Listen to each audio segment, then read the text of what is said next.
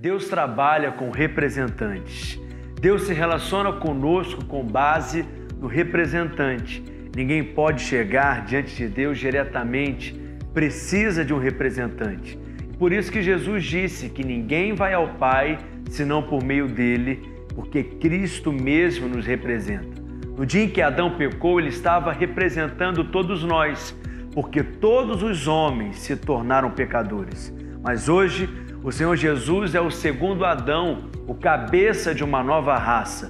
Quando nós cremos em Cristo, nós somos colocados nele de forma que ele se torna o nosso representante. Mas no dia em que Jesus obedeceu, a obediência dele valeu para todos nós também.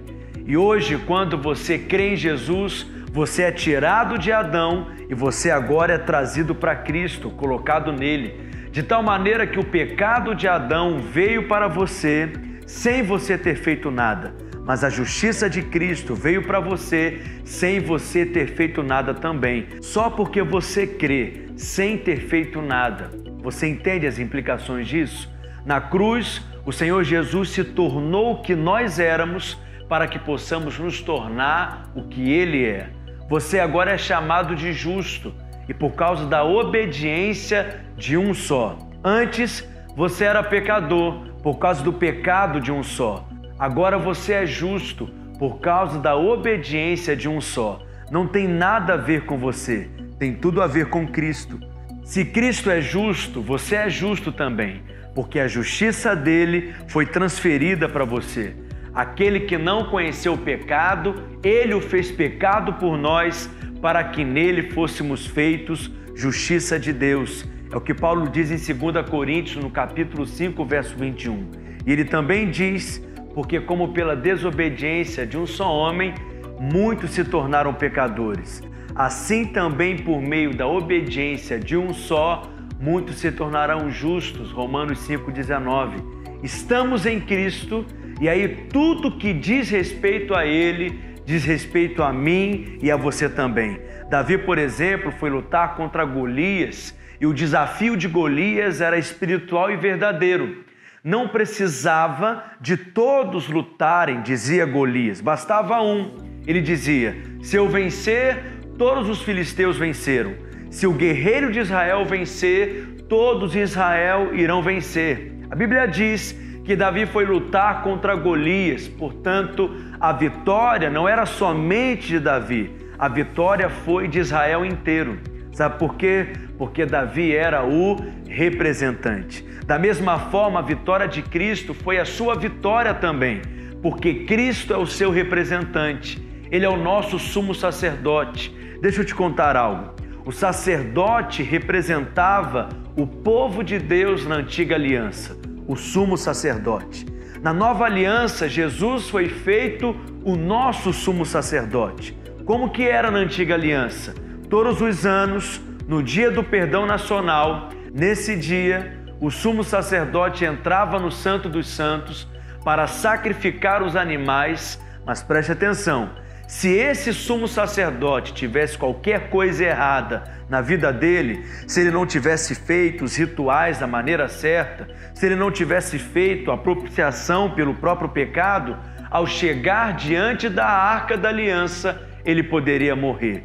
Se o sumo sacerdote morrer dentro do Santo dos Santos, quem vai buscá-lo lá dentro? Ninguém poderia entrar. Então eles amarravam uma espécie de corda na cintura. Se por um acaso ele morresse lá dentro, as pessoas então só precisavam puxar pela corda. Olha a maneira como eles cultuavam a Deus na antiga aliança. Mas o sacerdote, quando entrava no Santo dos Santos e fazia o sacrifício e voltava e erguia a mão para abençoar a nação de Israel, o povo então ia ao delírio, porque eles sabiam que Deus havia aceitado o sacrifício e os pecados deles estavam perdoados por um ano, porque só valia por um ano o perdão.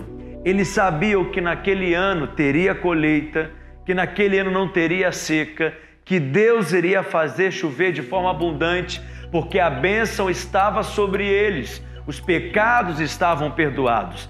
Deus aceitou o sumo sacerdote. Mas acontecia que bons sumos sacerdotes ficavam velhos e morriam.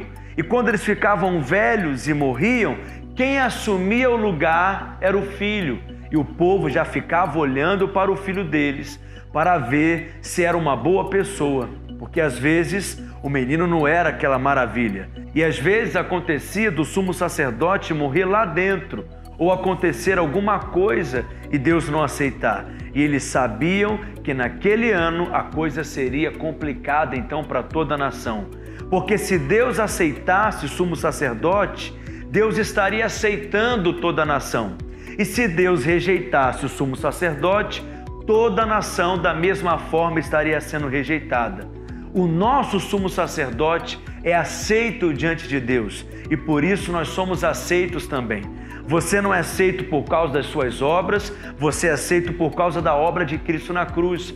Você não é aceito por causa do seu mérito próprio, você é aceito por causa do mérito de Cristo. Não tem nada a ver conosco, tem tudo a ver com Cristo.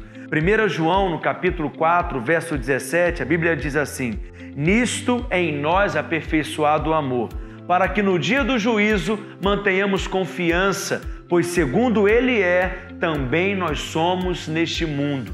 Segundo Ele é, nós somos também neste mundo. Se Ele é aceito por Deus, nós somos aceitos por Deus também nesse mundo. Se Ele é amado por Deus, nós somos também amados e abençoados por Deus nesse mundo. Se Ele é abençoado por Deus, nós também somos abençoados por Ele nesse mundo. Tudo que Ele experimenta, nós podemos experimentar, porque Cristo é o nosso representante. Não sei se você já parou para pensar, mas por que Arão foi escolhido para ser o sumo sacerdote e não Moisés? Porque na realidade Moisés, que era o grande homem usado por Deus, Moisés que fez sair água da pedra, fez o mar se abrir, Moisés que era o grande líder que libertou o povo. Por que na hora do sumo sacerdote ser escolhido, Arão foi escolhido e não Moisés? Deus não poderia ter escolhido Moisés para ser o sumo sacerdote, exatamente porque Moisés nunca foi escravo no Egito. Moisés foi criado no palácio de Faraó como príncipe. Enquanto todo o povo estava sofrendo, Moisés estava vivendo uma vida de rei. Arão não. Arão sentiu as dores que o povo sentia. Arão foi oprimido como o povo foi oprimido. Então ele podia agora se identificar com o povo. Moisés não sabia o que era ser escravo. Foi criado como rei. O sumo sacerdote é aquele que se identifica. O nosso sumo sacerdote não é alguém que desconhece as nossas necessidades, não é alguém que desconhece as nossas dificuldades. Ele passou por tudo que você tem passado. Ele foi tentado em tudo que você tem sido tentado. Ele não está diante de Deus para te acusar, pelo contrário, Ele está ali para ser o seu advogado. Não é por um acaso que no livro de Apocalipse a palavra do Senhor diz que o Cordeiro nos apacentará. É claro que Jesus é o supremo pastor, o grande pastor, mas Ele é chamado de Cordeiro em Apocalipse. No céu, quem vai apacentar você é um cordeiro como você. Porque o pastor não entende o que uma ovelha passa. Pastor não tem carrapichos no couro, pastor não sente medo do lobo, pastor não sabe o que é ser tosqueado como uma ovelha. Mas uma ovelha entende o que é ser uma outra ovelha. Jesus é o cordeiro que sabe o que você passa, por isso Ele pode se compadecer de você.